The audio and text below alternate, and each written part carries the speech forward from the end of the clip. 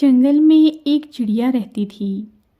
اس نے اپنا گھونسلہ ایک درخت کی گھنی شاخوں کے درمیان بنایا تھا۔ اس کے ساتھ اس کے 3 بچے رہتے تھے۔ اس نے رات دن ایک کر کے اپنے بچوں کی پرورش کی تھی۔ ننھی چڑیا دور دور سے اپنے بچوں کے لیے کھانے کی چیزیں لایا کرتی تھی۔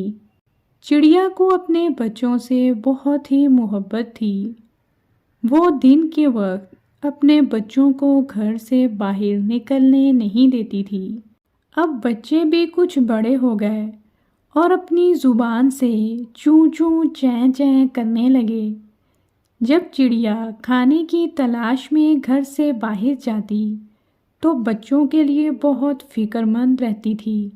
چڑیا کا یہ معمول تھا کہ صبح سویرے حمد و ثنا کرتی، پھر دانے دنکے کی تلاش میں نکل جاتی۔ ایک دن چڑیا صبح کو گھر سے نکلی اور رات تک واپس نہیں لوٹی۔ اس کے بچے بہت پریشان تھے۔ رات ہو گئی لیکن چڑیا کا نام و نشان تک نہ تھا۔ ادھر چڑیا جیسے ہی دانے چگنے کے لیے ایک گھر میں اتری، ایک جال میں پھنس گئی۔ ایک بچے نے اسے جال سے نکال کر پنجرے میں قید کر دیا۔ جب شام ہوئی تو بچے نے چڑیا پر رنگ پھیر دیا اور اسے چھوڑ دیا۔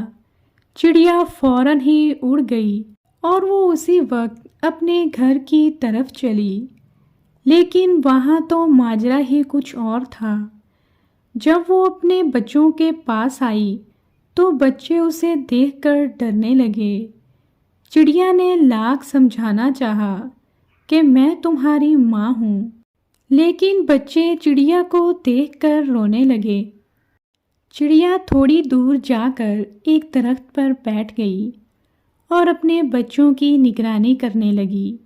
چڑیا بہت ہی پریشان اور دکھی تھی۔ چڑیا کو کچھ سمجھ نہیں آ رہا تھا کہ وہ کیا کرے۔ اچانک ہی اس کے ذہن میں خیال آیا کہ وہ نہا لے، شاید رنگ اتر جائے۔ صبح ہوتے ہی چڑیا نہانے کے لیے تالاب میں گئی۔ جیسے ہی وہ تالاب میں گئی اس کا سارا رنگ اتر گیا۔ کچھ دیر نہانے کے بعد وہ تالاب کے کنارے بیٹھ گئی اور اپنے آپ کو خشک کرنے لگی۔ تھوڑی ہی دیر بعد چڑیا کے پر سوکھ گئے اور وہ اڑ کر اپنے بچوں کے پاس گئی۔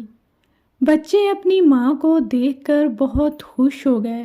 چڑیا نے اپنے بچوں کو سارا حال بیان کیا۔ سب بچے شرمندہ ہو گئے اور اس سے معافی مانگنے لگے۔ چڑیا نے سب کو معاف کر دیا اور وہ پھر پہلے کی طرح ہنسی خوشی رہنے لگے۔